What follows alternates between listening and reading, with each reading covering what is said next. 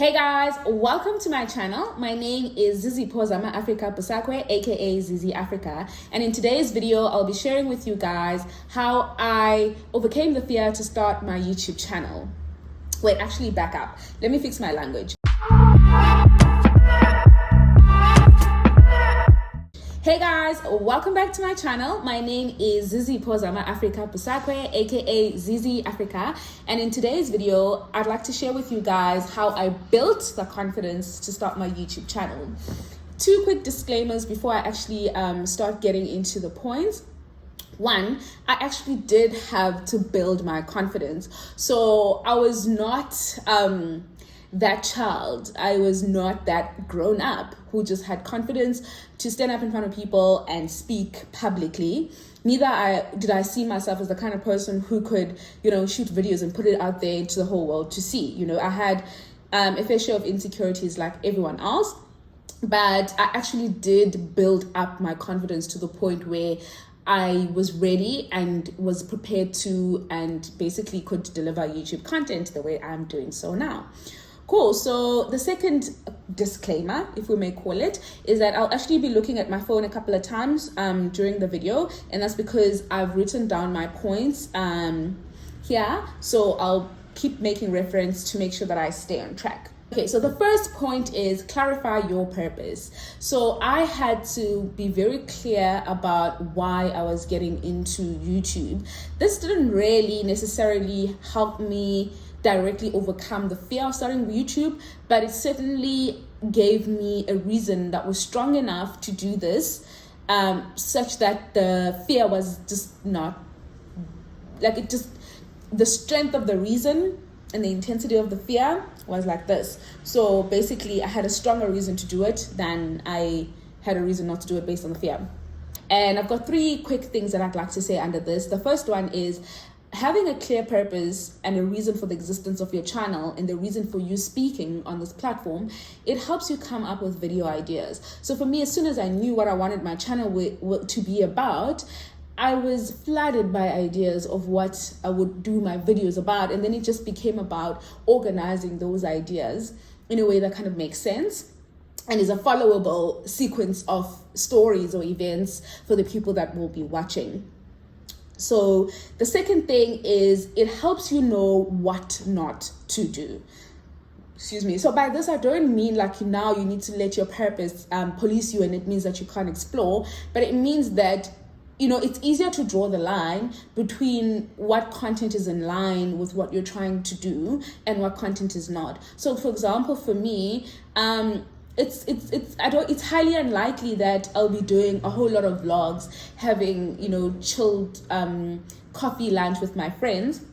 Not that there's anything wrong with that kind of content, but to have a whole lot of that on my channel would be offline, like it would not be in alignment with what my channel exists to do. Well, at least for now, because I'm also open to that purpose changing as I evolve as a human being.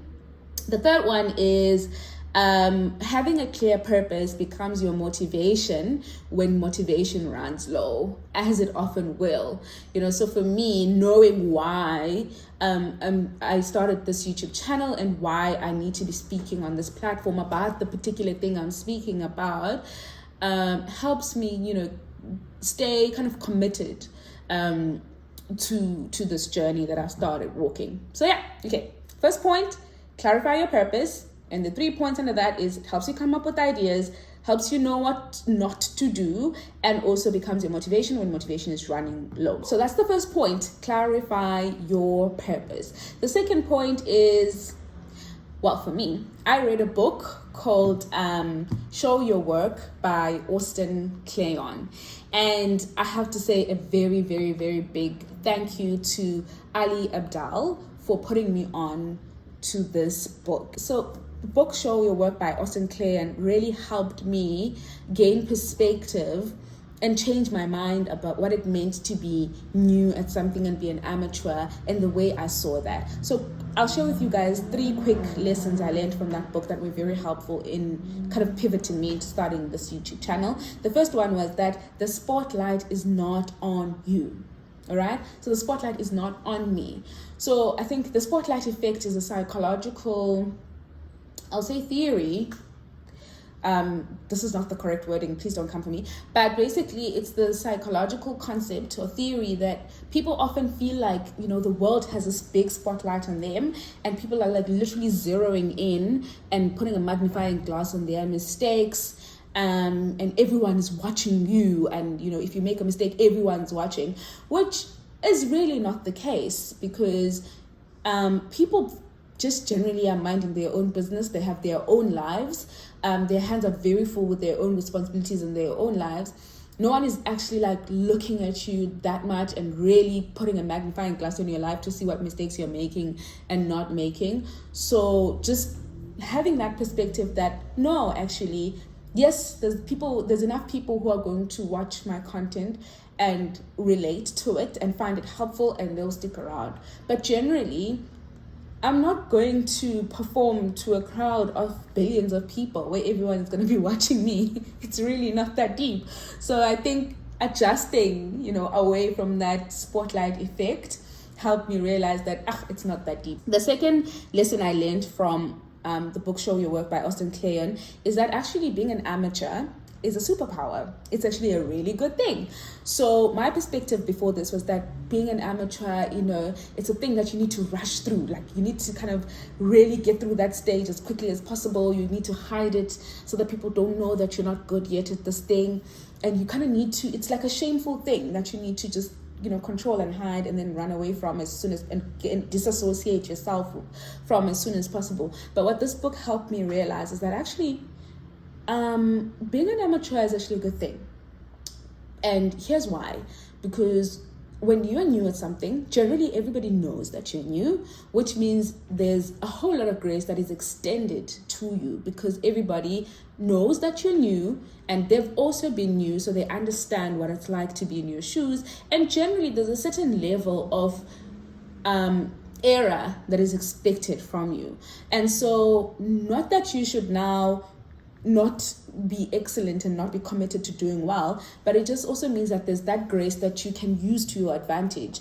Then you can use amateur as your opportunity to experiment and explore a lot and try many different things, because even if you fail, well, at least you're an amateur, right? Everybody has a ready explanation. It's like a get away from jail free card. So while you're still in that season and there's a common understanding and expectation that you're in that amateur stage, you should use that to really build up and bulk up on your learning, because there will come a time where the general understanding and the unsaid understanding is that by now you should know what to do. And when you get to that point, there's a certain level of precision and excellence that is expected from you, and there's a lesser tolerance for mistakes, so you don't have as much reign to actually experiment and explore, because the what do I call this, the tolerance that people have for your mistakes reduces as the perception of you being an expert increases. The third thing was, you do not have to be an expert in order for you to step onto a platform and speak. You do not have to be an expert. The only thing you need to be is just a person who's sharing their experience. So it's not about waiting until you're perfect and then stepping up and sharing your perfection or your complete journey, but it's about sharing as you learn. So basically he describes it almost as, it's like you're getting up on stage, the stage being the camera and there being an audience, and you're learning on stage, and other people are basically watching you learn and grow, and you're sharing your journey and your thoughts as you are learning. Now, after clarifying my purpose and reading Austin Kleon's Show Your Work, I was like, okay, I'm ready. I think now I understand. I'm ready to begin this journey, but will I actually have an audience? Does anybody actually care to listen to what I have to say? And then again, I think this was from Ali, one of Ali Abdal's videos. But basically, I came across this idea. Basically, I'm going to summarize it as a change in perspective. Um, the idea that there is enough people in the world that there's no way you're going to not find enough people to be interested in what you have to say and enough people to relate and benefit from what you have to say. So when you put your work on YouTube, you're basically putting it out there onto the internet, which has a lot of people. So no matter how little you feel like you know, there's enough people who know less, who need to learn from you. So it's this idea that you're really putting your work into the world, and trust me, there's going to be enough people in the world who are going to find you and relate to you, granted that you are actually findable. Which is another point that the book speaks to, but I won't really get into that point because it has nothing to do with this video. The other thing when it comes to a shift in perspective that really helped me was this idea. I think I read this from a blog. I just forgot the name of the blog. Oh, no. Actually, I think I read it from the book Hell Yeah or No by Derek Sivers.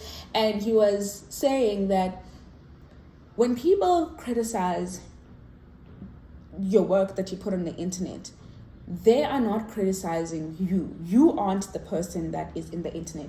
There's the person that is you, your whole being, and then there's the portion of you that you choose to show via your platform. And those two things are two different things. Yes, this is a part of you, but it's not the whole of you. It's just a part of you that you chose to share. So when people criticize you a lot, which happens a lot, I mean, in any public space, if you're going to put yourself out there, you should expect a level of criticism. Just remember, and maybe let this act as a buffer for you, that people are criticizing what you've put out there, which is a part of you, but not the whole of you. So, and also to some people, they're actually criticizing a character or that you put out there. And for some people, there's a complete disconnect between who they exist as on a day-to-day basis and who they portray themselves to be online. So basically, you are not the person that is being criticized. That's just a part of you, or that's just an opinion that you had at that given point in time. So I think this really kind of helped me, deal with that whole thing of, oh my gosh, how am I going to deal with the criticism? Okay, so clarify your purpose, Austin Kleon's show your work, change in perspective. So now I was at a point where I'm just like, okay, listen, now I have a purpose for my channel. I understand that being an amateur is a good thing. And I also know that I'm ready to deal with whatever feedback I get from the world. And I know that there's enough people that are interested in what I have to say. The fourth thing was now how do I actually go about it? And again, a big shout out to Ali Abdal for plugging me, because I subscribe to his part-time YouTuber Academy. Well, I subscribed to his newsletter, and he had a 7-day mailer going around, and one of his mails, I think it was day 3 of 7, talked about building efficiencies for part-time YouTubers. And a good thing I picked up from that was you have to build, if you want to be consistent, which is one of the things that he feels a very big contributor to success as a YouTuber, is you have to be consistent, meaning you have to put out a video at least once a week consistently. And he basically says in order to achieve this, one of the things that you can do is you can build a system that ensures that you get a video out every week, right? So very quickly, I'll run through the system that he recommends very quickly. So the first thing is you have to have a way to ongoingly generate ideas. So instead of sitting and scratching your head and trying to come up with ideas just before you shoot a video, you should have like a folder open on your notes on your phone, or like a diary that you carry with you. And when you are experiencing everyday life and an inspiration hits you or an inspired thought hits you, you just write it down, and you write down as much as you are getting in that moment of inspiration. And you keep doing this as life goes on, so that you always have a bank of ideas to build on. The second thing is to schedule time to then develop those ideas. So for me, this is Friday afternoon. I pick one video idea that I have in my bank of ideas, and then I develop it. So that's when, if I need to Google some stuff, I Google it. That's when I write down more thoughts to feel the flesh, to the bones. That's when I watch stuff if it's something that needs me to be a bit more knowledgeable than I am currently. So basically that's just taking the idea from pure idea, scribble stuff, to a structured thing, and to some extent to a scripted, ready to film thing. And then the third thing in his process is that you actually have to schedule time to bulk film, right? And this speaks to the whole idea that you're not always going to, like, you just want to remove barriers, right? Because before you film a video, you have to make sure that you shower, you actually make sure that your hair looks proper. So basically it's like just bulk film so that you don't have to do that setup every time you have to do a video. So for me, and I mean, I'm still figuring this out, my goal is to film all 4 videos that I'm going to release in that month in one go, and then just know that I'm done. So that's bulk filming, and then the other one is outsourcing. So if there's certain elements of the production process that you feel like realistically you just can't do sustainably, or you don't enjoy, outsource those if you have the resources. So for me, fortunately, my best friend is a digital marketing guru, and she is interested in developing the skill of editing. So she offered to edit my videos, so I don't actually have to edit my videos. And for me, that meant for me that I could outsource editing, and it really helped reduce the demands, the time demands, and it makes it easier for me basically to be consistent. The last point that I'd like to share with you guys that really helped me get to the point where I felt ready to get started was this idea that I should optimize for the beginning. So basically, optimizing for the beginning means you have a goal, you have an end goal that you want to meet, but when you start, you shouldn't be thinking about getting to the end. You should be thinking about what's the best way to get started. So I'll make an idea with the YouTube channel. If my goal is to release 4 videos a week and to have maybe, let's say, 100,000 subscribers, when I'm starting YouTube, and also to have very high quality videos and like editing where there's backflips being done and the lighting is this and that, right? It means when I'm starting, I have to optimize for the beginning. So my goal when I started my YouTube channel was to shoot the first video. And then once I shot the first video, my goal was to shoot 3 more videos in that month. Okay, in the first month I had a goal to do 4. I did 3. That's not bad. And then now my goal is to keep filming for the next 3 months, 4 videos a month. And then my goals will evolve to, okay, now let's look at quality. Okay, now let's look at improving sound, let's look at improving lighting, let's look at improving editing and all of those things. But in the beginning, I didn't overwhelm myself with all of that stuff. I literally just focused on, as long as I'm uploading a video and which has content that is aligned to the purpose that this channel exists for, I'm happy. And I think, guys, if you're a person who's like a bit of a, how do I say this? If you're a person who's like really excellent and who borders on perfectionism, it's very hard to lower your standards, if I can put it like that, to a point where you're saying, as long as I'm producing a video, I'm happy. It's a very difficult thing to do, but for me, I realized that it was a very critical thing to do. Otherwise, I was just never going to start because my videos were just never going to be good enough. So I had to lower the standards, but take comfort in the fact that the standards are not going to be low forever. I'm going to gradually and progressively increase the standard, and eventually I'm going to get to a point where I'm producing videos consistently with high sound quality, high picture quality, high editing quality, and all of those things. But if I have to wait for all of those things to be in place, I'm not going to start, doing this. That's it, really. So just for me to run down the points quickly. So the things that really helped me build the confidence and I suppose, not just confidence, but basically really build the capability to start my YouTube channel were clarifying the purpose for which my channel is going to exist. 2, reading Austin Kleon's book, Show Your Work. 3, changing my perspective about a few things that were acting as a barrier to me starting. 4 was definitely building a system for producing videos consistently. And 5, optimizing for the beginning. Okay guys, I really hope that this video was enjoyable. I hope that I hope that you learned something from this video, and I hope it inspires you to start your own YouTube channel, or to start whatever it is that you want to start. And I really would recommend that you guys get the book Show Your Work by Austin Kleon. Even if you don't want to start a YouTube channel, but I just feel like if you're a person who wants to, or who feels like it would be beneficial for you to have the confidence and the courage to share more of yourself and more of your work with the world, it's a really good book to read.